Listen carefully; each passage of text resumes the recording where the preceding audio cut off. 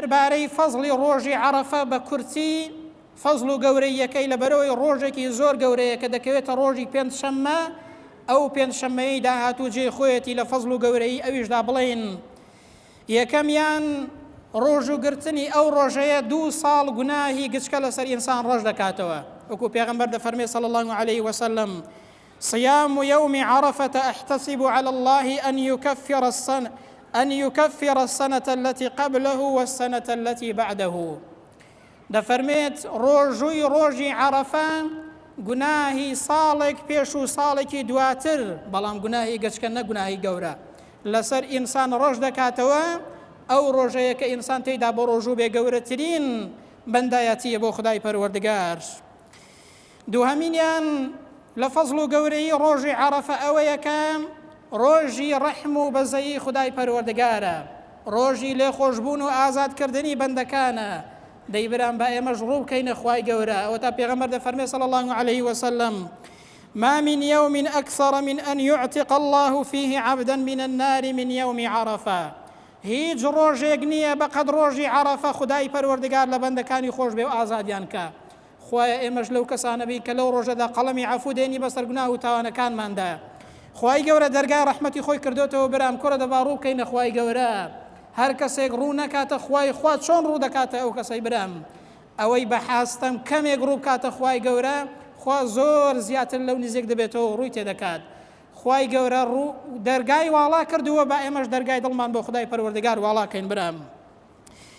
سێهەمینیان لە فەزڵ و گەورەی ڕۆژی عەرەفە خوای پەروەردگار شانازی بە بەندەکانیەوە دەکات لە لای فریشتەکان. پێغەمبەر دەفەرمێ صلی الله عليه وسلم: ينزل الله إلى السماء الدنيا. خوای پەروەردگار كما يليق بجلاله دادەبەزێتە ئاسمانی دنیا لە ڕۆژی عەرەفەدا، فيباهي بأهل الأرض. شانازی بە ئەهلی ئەرزەوە دەکات، بە بەندەکانی کە لە کێوی عەرەفە وەستاون کە بە ڕۆژوونە و لە ماڵی خودای پەروەردگاردان. خوای گەورە بە مەلایکەتەکان دەڵێت: انظروا إلى عبادي. تەماشای بەندەکانم کەن، هەمویان هاتوونە لە هەر شوێنێکی جیاوازەوە لە هەر وڵاتێک و شوێنێکەوە بۆ ماڵی من.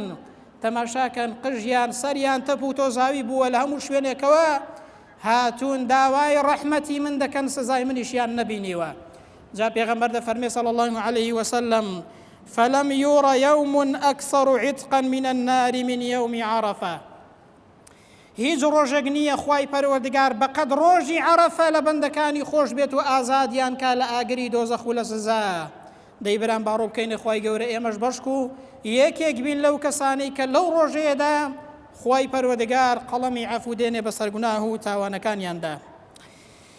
چوارەم لە فەزڵ و گەورەی ئەو ڕۆژە لەو ڕۆژەیەدا دین تەواو بووە. جوولەکەیەک چۆ لای ئیمامی عومەر فەرمی: ئەی عومەر، ئاەتێک لە کتابەکەی ئێوەدا هەیە کە ئێوە دەیخوێننەوە، ئەگەر ئەو ئاەتە بۆ سەر ئێمە دابەزی باە هەموو ساڵێکی ئەو ڕۆژەمان دەکردە جەژن. ئیمامی عومەر فەرمووی: کام ئاەتەیە؟ فەرمووی: ئەو ئاەتەی کە خوای پەروەردگار دەفەرمێت: ئەلیەومە ئەکمەلت لەکم دینەکم. ئەوڕۆ دینەکەتانم بۆ تەواو کردن. وأتممت عليكم نعمتي. نعمتي خۆم بەسەردا ڕشتن. وەڕەضیت لەکم الئیسلام دینە. ومن رازم خوای گەورە دەفەرمێت کە ئیسلام دین و بەرنامەی ژیانتان بێ و لەسەری بڕۆن ئەی بەندەکان. ئیمامی عومەر فەرمووی: سوێن بەخوا دەزانم ئەو ئاەتە لە چ ڕۆژێکدا و لە چه سەعاتێکیشدا بۆ پێغەمبەری دابەزیوە صلی الله عليه وسلم.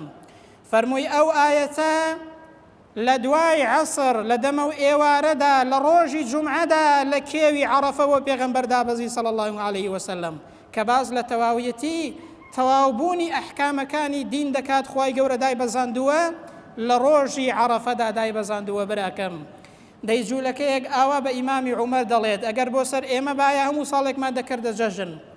دەی بەرام با پرسیار لە خۆمان بکەین، چەندە خۆشحاڵین بە دینەکەمان، چەندە خۆشحاڵین بەکرانەوەی دەرگای ڕەحمەتی پەروەردگار، چەندە خۆشحاڵین بەو ڕۆژە پیرۆزانە کە دێنە پێشمان.